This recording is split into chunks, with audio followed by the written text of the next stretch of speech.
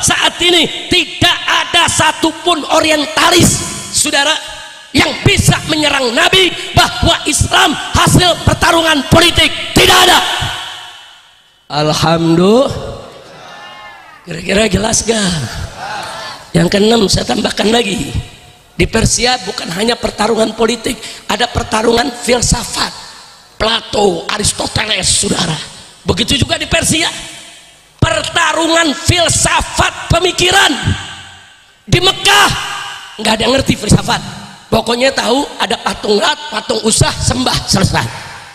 Nggak ada yang ngerti filsafat saudara, nggak ada yang berdebat soal filsafat, sehingga sampai saat ini tidak ada yang bisa menuduh bahwa Muhammad membawa ajaran Islam karena hasil pertarungan filsafat. Tidak ada.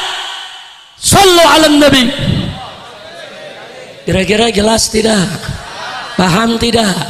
Ternyata kalau kita beberkan satu persatu mencari hikmah saudara, banyak kok jawabannya. Kenapa jawabannya kok yang diambil? Karena Arab paling biadab. Lu benci Arab loh. Dia ngomong begitu tuh bugut sama Arab tuh saudara, benci sama Arab. Dia pengen umat nih saudara melihat Arab tuh jelek, bengis, kejam, jahat, kurang ajar. Nah, makanya malam ini saya sengaja paparkan begini saudara. Kalau anda mau ingin lebih rinci lagi, kupasannya bagus sekali saudara, silakan baca kitab Fiqhus Sirah yang dikarang oleh Asy-Syahid saudara Asy-Syaikh Muhammad Ramadan Al-Buti radhiyallahu taala anhu wa an walidayh. Baca saudara, dia jelaskan satu persatu saudara, kenapa sih Nabi itu diutus di tengah bangsa Arab, apa sih rahasianya. Nah kira-kira sampai sini jelas tidak? Jelas tidak? Jadi nggak ada urusan saudara dengan Arab paling biadab. Kalau Arab biadab ya kan yang lain biadab juga, betul? Betul. Jadi kalau ada yang ngomong kenapa Nabi diutus saudara dulu oleh Allah ke dunia ini, karena seluruh dunia dalam kebiadaban, betul. Tapi kalau dia katakan karena Arab paling biadab, tunggu dulu bilang Arab paling biadab saudara. Enaknya paling biadab apa dia nggak lihat bagaimana akhlaknya Sayyidina Abu Bakar Siddiq, bagaimana akhlaknya Sayyidina Umar Ibn Khattab, bagaimana akhlaknya Sayyidina Utsman Ibn Affan, bagaimana akhlaknya Sayyidina Ali Ibn Abi Thalib dan sahabat yang lain radhiyallahu anhum. Nah, jadi jangan seenaknya saudara membuat narasi-narasi yang mengobarkan rasa benci kepada Arab. Sekarang ini nih saudara, kampanye anti Arab ada tidak? Ada tidak? Hati-hati, menyerang Habaib Ba'alwi tujuannya menyerang Arab. Hati-hati, mau menyerang Arab tujuannya nyerang Islam. Bukan Ba'alwi sama Arab cuman batu loncatan saudara. Kalau Ba'alwi habis, Arab habis, dibenci di bumi ini, maka besok mereka akan habisi Islam. Bahaya tidak? Bahaya tidak? Nah kalau gitu nih yang begini-begini gerakannya biarkan atau lawan? Jawab yang jujur, biarkan atau lawan? Makanya umat hati-hati, bu, ibu-ibu kayaknya tidur. Bu, coba angkat tangannya ibu-ibu, bu. Alhamdulillah bangun semua. Alhamdulillah bu. Zaman sekarang hati-hati bu ya. Yang nggak ngerti agama ngomong agama, ada gak? Ada gak? Yang nggak ngerti syariat ngomong syariat, ada gak? Ada gak? Yang nggak ngerti tafsir bicara tafsir, ada gak? Yang nggak ngerti hadis bicara hadis, ada gak? Udah kacau nih sekarang. Ada artis dangdut jadi ahli nasab. Udah kacau. Ayo saya mau tanya, kacau nggak? Lu jawabnya takut amat lu. Kacau tidak? Kacau tidak? Jadi mufti lagi di Lombok, dia bicara, dia keluarkan fatwa bahwa nasab Ba'alwi dibatalkan. Iye, senar gitar lu kemana? Udah kacau, udah pusing dah. Udah ceramahnya sampai di sini aja dah. Masya Allah, kacau tidak? Ayo jawabnya kompak, kacau tidak? Kacau tidak? Ada orang ngaku kerja di BRIN, kita periksa namanya, kita cari siapa dia. ternyata ahli pakar ikan nila. Begitu kita lihat pakar ahli ikan nila, tahu-tahu apa disebut? Ahli DNA nasab. Nasab ikan cupang. Udah kacau tidak? Kacau tidak? Makanya yang begini saya mau tanya, biarkan atau lawan?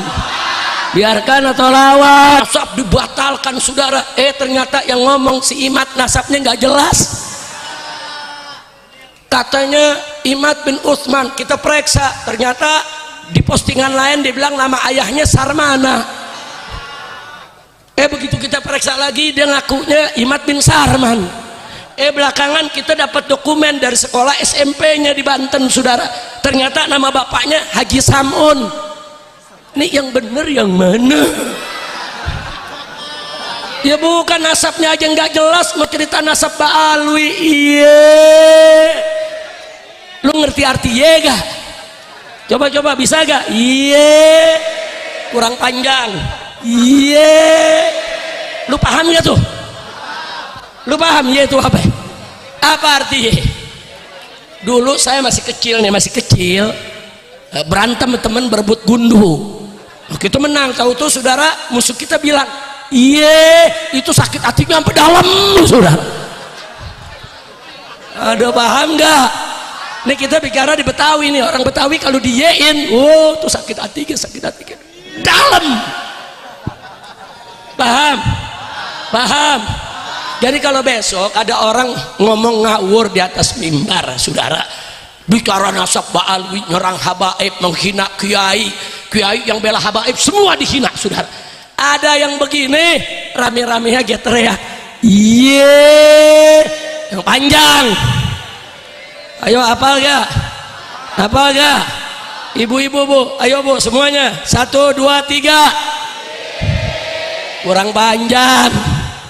Ayo semua bapak-bapak, jangan kalah sama ibu-ibu semua. 1, 2, 3. 1, 2, 3. 1, 2, 3. Si Imad urusannya denger begini stroke lagi. Tapi saya maklumi bu, saya maklumi kenapa Imad begitu. Loh kok dimaklumi Beb? Ya bagaimana nggak dimaklumi? Begurunya sama orang yang bisa bahasa semut. Ya pantas saja guru edan murid gila. Lo tahu bahasa semut? Makoli lakoni rahmata. Apa dia ngomong? Gua nggak paham. Saya mau tanya nih, ini masyarakat Kebun Jeruk kadang paham nggak? Kadang paham. Makoli lakoni rahmatan, makoli lana rahmatan, makoli. Paham nggak lo?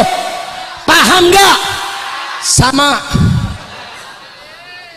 Udah yang begini-begini saudara, ini merusak tatanan keharmonisan hubungan antara habaib dengan ulama saudara. Ini sebagai penutup dari saya. Habaib dzurriyyatun Nabi sallallahu alaihi wasallam. Mereka adalah keturunan Nabi kita Muhammad sallallahu alaihi wasallam. Mereka punya kedudukan mulia, Allah dan Rasulnya yang memuliakan. Bahkan Allah mewajibkan kepada umat Islam orang beriman untuk cinta dan hormati mereka.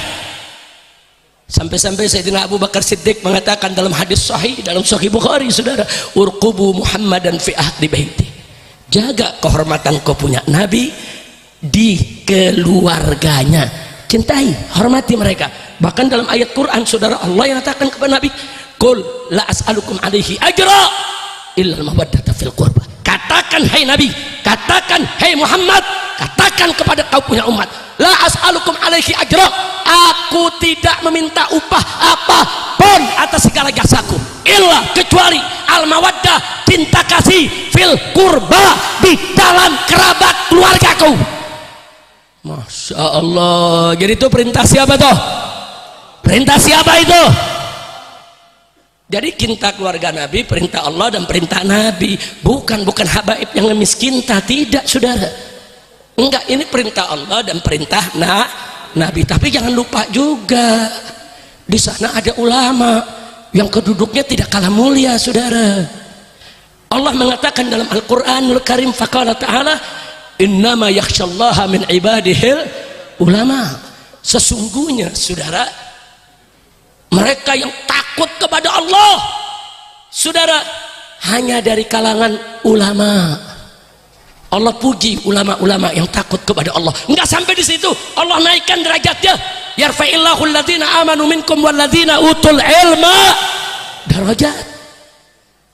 Dan dalam hadis Nabi mengatakan al ulama warasatul anbiya. Para ulama adalah pewaris Nabi. Nah, saya tanya, kalau gitu kedudukan ulama mulia tidak? Jawab yang keempat, kedudukan ulama mulia tidak? Kedudukan kiai mulia tidak? Kedudukan ajengan mulia tidak? Kedudukan para tuan guru mulia tidak? Siapa yang memuliakan mereka?